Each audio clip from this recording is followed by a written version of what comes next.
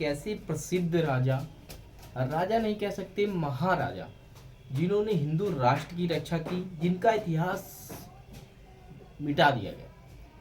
देखा जाए तो एक ऐसे राजा थे जिन्होंने हिंदू राष्ट्र की रक्षा की और देश को मुगल आक्रांताओं से विजय दिलाई। आज उस महान महाराजा सुहेल देव जिनका नाम था, उनको इतिहास के पन्ने में दबा दिया गया, राजनीतिक कारण की वजह से या किस कारण की वजह से।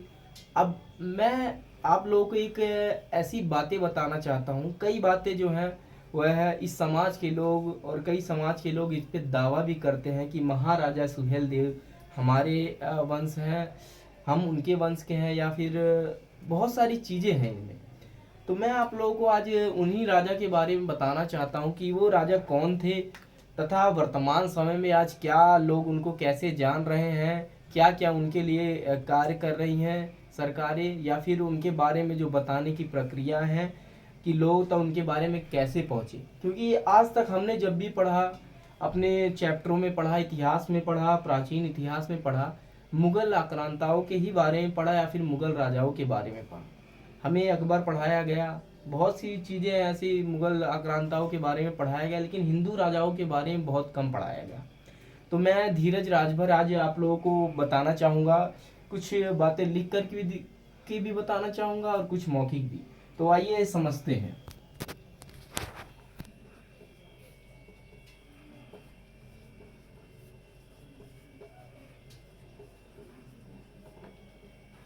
महाराजा सुहेल देव, लोग कहते हैं कि महाराजा सुहेल देव ज़्यादातर लिखा रहता है हर जगह, या फिर सरकारें हैं उसके आगे महाराजा सुहेल देव जी के आगे इनकी कास्ट क्यों नहीं लगाती।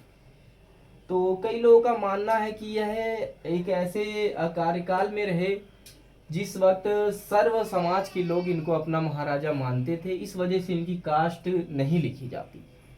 तो लेकिन फिर भी मैं यहाँ पे बताना चाहूँगा, महाराजा सुहेल देव जी राजभर, भर व थारू जैसी अन्य कई जगहों पर इनको पाया जाता है, लेकिन ज़्यादातर आजकल राजभर समाज के जो लोग हैं वह महाराजा सुहेल देव जी को अपना पूर्वज मानते हैं, जिन्हें महाराजा सुहेल देव राजभर कहते हैं। इनका जन्म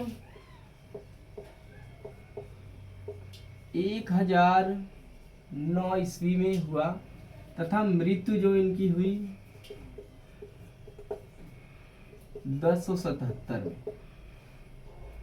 बसंत पंचमी के दिन। लोगों का मानना यह है कि जिस दिन बसंत पंचमी पड़ती है उस दिन लोग ज़्यादातर हिंदुस्तान के अंदर राजभर समुदाय के लोग एवं अन्य समुदाय के लोग महाराजा सुहेल देव राजभर जी की जयंती भी मनाते हैं।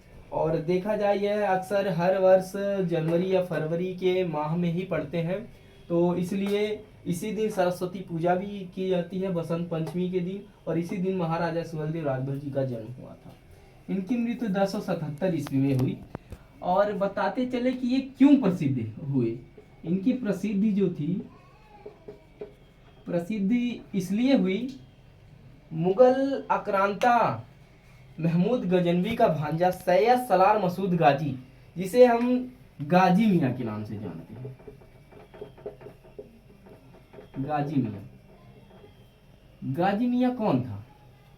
ये सैयद सलार मसूद गाजी इसका पूरा नाम था। यह हिंदुस्तान के कई राज्यों पर आक्रमण करके हिंदू राजाओं को मार करके उनके मंदिरों को लूट करके हिंदुस्तान की बहन बेटियों की इज्जत लूट करके बढ़ता हुआ ये एक स्थान पहुंचा जिस स्थान का नाम था बहराइच,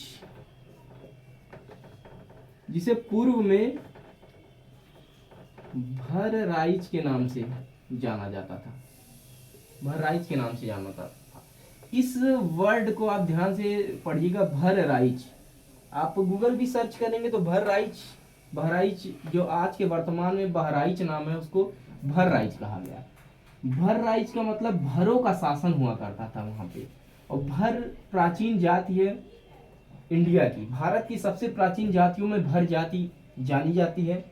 इन्होंने प्राचीन काल से लेकर अभी तक अंग्रेजों के शासनों में भी कई लड़ाइयाँ लड़ी, जैसे चौरी चौरा के युद्ध में इस जो स्तंभ बना हुआ है शहीद स्तंभ, उसमें दूधराम राजभर, बहुत सारे राजभर समाज के लोगों का नाम उस स्तंभ पे शहीदों में लिखा है।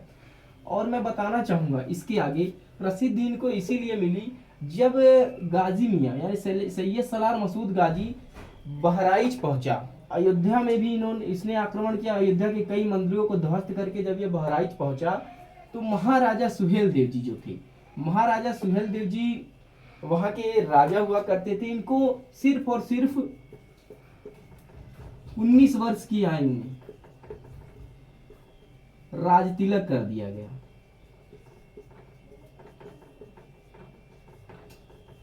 इनका 19 वर्ष की आयु में राज तिलक कर दिया गया। राज तिलक करने के बाद जब इनको पता लगा कि एक ऐसा मुगल शासक जो हमारे महान हिंदू राजाओं को हराते हुए, मंदिरों को लूटते हुए, हमारी बहन बेटियों की इज्जत लूटते हुए है जो बहराइच पहुंचा है, यहाँ पे इन्होंने क्या किया, एक छोटे छोटे राजाओं की 22 राजाओं की एक टुकड़ी बनाई। 22 राजाओं की टुकड़ी बनाई जिसमें सीतापुर से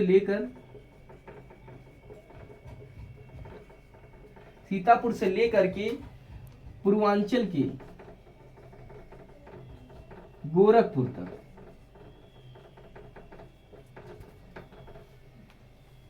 जितने भी स्थान पड़ते थे, वहां के जो राजा हुआ करते, हिंदू राजा जिन्होंने इस युद्ध में भाग लिया, जो जिस युद्ध के कारण और जिस वजह से इनको प्रसिद्धि मिली सैयद सलार मसूद गाजी को मार करके, और आज जिस स्थान पे सैयद सलार गाजी मियाँ को मारा था महाराजा सुहेल देव राजभर जी ने बहराइच में, कुपटा नदी के किनारे,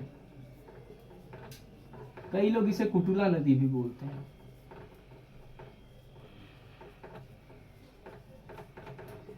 इसके किनारे महाराजा सुहेल देव जी की एक बहुत बड़ी मूर्ति लगी है।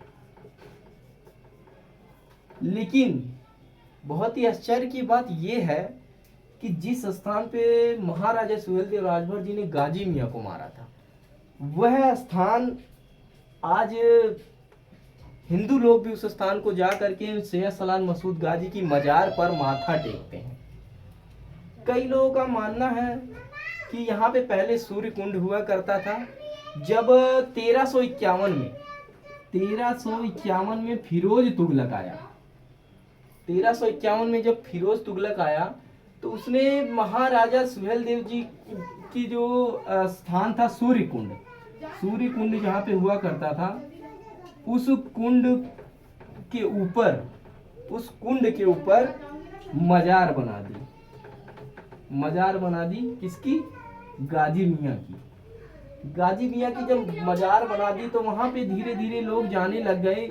ये सूर्य कुंड में बहुत पहले से ही लोग, हिंदू लोग आते थे, वहाँ पूजा पाठ करते थे, लेकिन धीरे धीरे कर करके उनकी प्रसिद्धि खत्म कर दी गई और वहाँ पे मजार बना दी गया। मजार बनाने के बाद वहाँ पे लोग जाके दर्शन करने लगे। लोगों का मानना रहा कि लोगों को पूरी सूचना नहीं मिल पाई कि उस जगह के बारे में क्या है, वो जगह क्यों प्रसिद्ध है।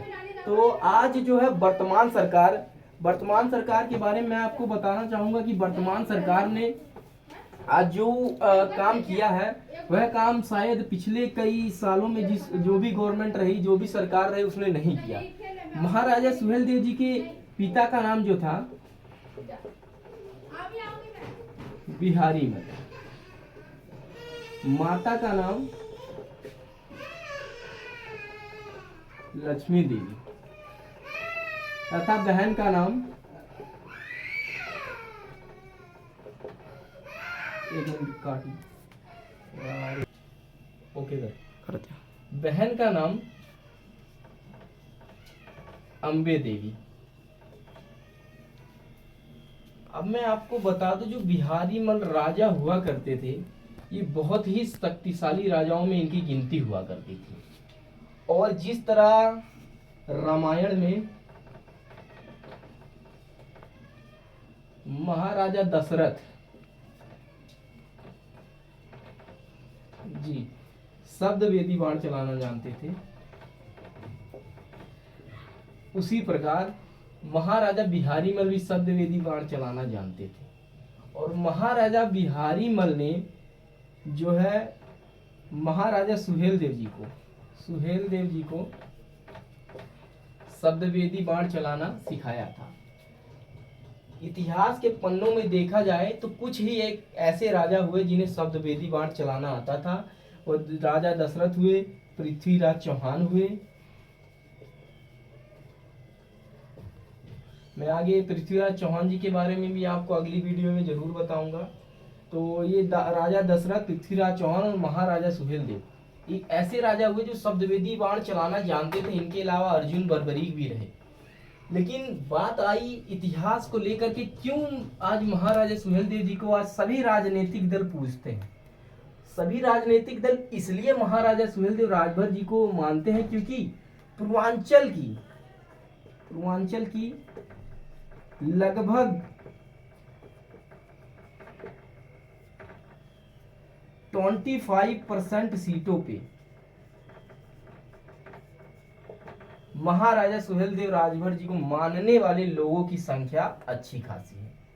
अब आप लोग समझे, पहले कई सरकारें रही, इनका इतिहास हमेशा दबाया गया, लेकिन जब से भारतीय जनता पार्टी की सरकार आई, जैसा कि आप लोग जानते हैं हिंदुत्व की बात करती है भारतीय जनता पार्टी।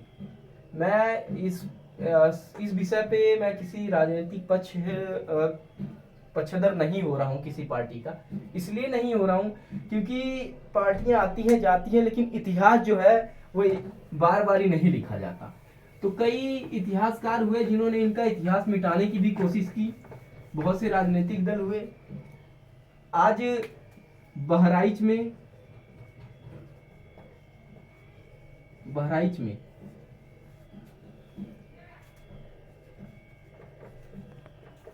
करोड़ों 100 रुपए की लागत से पर्यटन स्थल बन रहा है।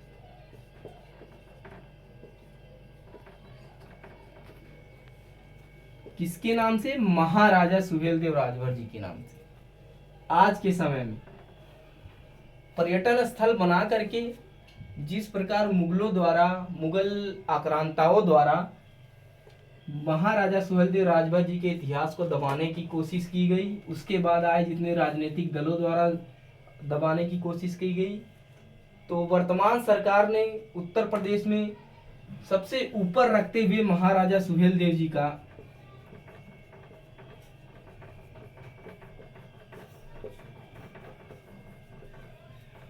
इतिहास बजट पास किया और आज पर्यटन स्थल वहां पे बन रहा है। दोस्तों बता दें कि लखनऊ के लाल बाग में भी अभी जल्द ही महाराजा सुहेलदेव राजभर जी के नाम से तिराहे का नाम रखा गया। लाल बाग तिराहे का नाम महाराजा सुहेलदेव राजभर रख दिया गया।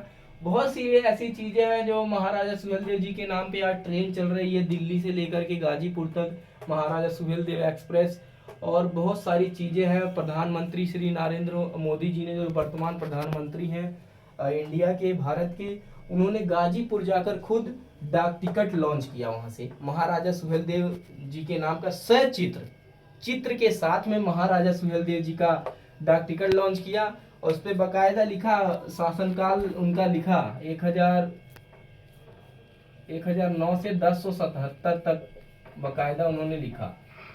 लड़ाई का जो छोर रहा 1034 ईस्वी में महाराजा सुहेलदेव राजभर जी ने मारा था गाजी मियां को। दोस्तों इस लड़ाई के बारे में कहा जाता है कि जब महाराजा सुहेलदेव राजभर जी के भाई हुआ करते थे, उनके भाई को सैयद सलार मसूद गाजी ने मार दिया था। धोखे से उसने, सैयद सलार मसूद गाजी ने गाय की सेना को आगे किया और ऐसे ही कई राजाओं को मारता आया। जब वो पहुंचा अयोध्या तो वहां पे उसने देखा कि इनके भाई हैं और सीधे साधे व्यक्ति हैं, इनकी आगे गाय की सेना कर दी जाए और ये हिंदू राजा है, ये गाय के ऊपर वार तो करेंगे नहीं। और गाय के ऊपर वार ना करने की वजह से ये निहत्थे हो गए। इन्होंने तीर नहीं चलाया महाराजा सुहेलदेव राजभर जी के जो भाई थे, और उनको गाजी मियां ने वहां पे मार दिया। जब यह बात महाराजा सुहेलदेव जी को पता लगी, तो उन्होंने रणनीति बनाई कि इसको मारा जाए तो कैसे मारा जाए। इन्होंने जो 22 राजाओं की टुकड़ी बनाई उनसे सलाह ली, जिसमें आज कई लोगों का मानना महाराजा सुहेलदेव जो है वह पासी है। पासी कई लोग कहते हैं इस बात को, पासी समुदाय भी मानता है कि हाँ पासी है महाराजा सुहेलदेव। लेकिन आज मैं बताना चाहता हूं क्यों कहते हैं कि पासी। पासी इसलिए कहते हैं, जो 22 राजाओं की टुकड़ी बनाई थी, जो 22 राजाओं की टुकड़ी बनाई थी उसमें 13 राजा पासी हुआ करते थे। 13 राजा पासी होते थे, जो डलमऊ, सीतापुर और पश्चिमांचल से ज्यादातर थे राजा जो पासी हुआ करते थे, जो इनके साथ थे। इसलिए कई लोग मानने लगे कि महाराजा सुहेलदेव राजभर जी भी पासी थे। तो ऐसा नहीं है, क्योंकि पौराणिक जो भी गजेटियर वगैरह मिले हैं, अवध गजेटियर ले लो, बहराइच गजेटियर ले लो, बनारस गजेटियर ले लो, गोरखपुर विश्वविद्यालय के अंदर अभी भी कई जगह पहले प्रोफेसर थे, वो पढ़ाए भी थे। महाराजा सुहेलदेव भर एवं थारू जाति के थे, प्राचीन जातियां यही थी। तो मैं यहाँ बता रहा था कि जैसे ही उनको पता लगा महाराजा सुहेलदेव राजभर जी को कि मेरे भाई को मार दिया, इन्होंने 22 राजाओं की टुकड़ी बनाई, टुकड़ी में सभी से सलाह लिया कि कैसे मारा जाए। तो उस वक्त जो है पासी समुदाय एवं कई और समुदाय के लोग जो थे वो सुअर पालन का काम करते थे।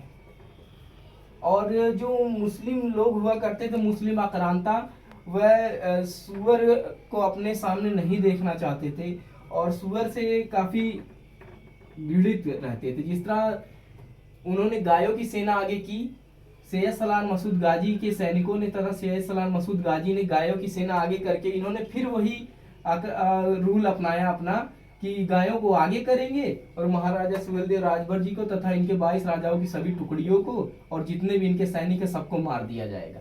लेकिन हुआ क्या, महाराजा सुहेलदेव राजभर जी के जो 22 टुकड़ियों के राजा थे एवं सैनिक थे, सेनापति थे, सबने एक सुझाव दिया। इनके सबसे खास सेनापति हुआ करते थे डीह, जिन्हें आज लोग गांव में डीह बाबा के नाम से पूजते हैं। हर गांव में इनका स्थान मिलता है डीह। उन्होंने ये सलाह दी कि आप गायों की सेना ये अगर कर रहे हैं तो आप सुअर को आगे करो, सुअर को आगे दौड़ा दो भीड़ में, ताकि भीड़ जब होगी तो दोनों आपस में गायें जो है ये भाग जाएंगी इधर उधर और उसके बाद आप तीर चला के उसको मार देंगे। तो ये रहा पराक्रम उनका कि उन्होंने सिर्फ हिम्मत ही नहीं दिखाई, दिमाग का भी इस्तेमाल किया। और आज जिस तरह से हर गांवों में आप उत्तर प्रदेश के किसी भी गांव में जाएंगे या फिर मध्य प्रदेश के कहीं भी जाएंगे, हर गांव में आपको मिलेगा डीह का स्थान, डीह स्थान। अक्सर ये ज्यादातर काली माता के यहाँ पे, काली माता का जो दरबार होता है गांव में सिवान पे, वहां पे डीह बाबा के नाम से भी इनको जाना जाता है। डीह ये महाराजा सुहेलदेव राजभर जी के सेनापति हुआ करते थे। इन्होंने काफी अच्छी अपनी सूझबूझ दिखाते हुए महाराजा सुहेलदेव राजभर जी को मार्गदर्शित किया और सभी राजाओं ने मार्गदर्शित किया और आगे बढ़ता रहा ऐसे कारवां। और आज जो है महाराजा सुहेलदेव राजभर जी को देश दुनिया में लोग जानने लगे। आज की वर्तमान सरकारें भी महाराजा सुहेलदेव राजभर जी के इतिहास को लेकर के काफी आगे बढ़ रही है।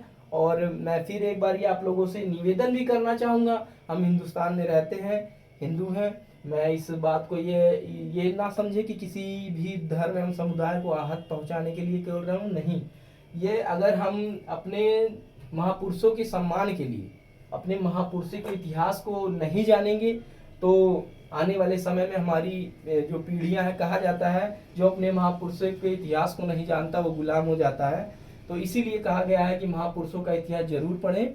इसी बातों को कहते हुए बहुत सी चीज़ें अगर मुझसे बची भी हूँ तो मैं आगे फिर वीडियो और बनाऊंगा और उसमें डालूंगा।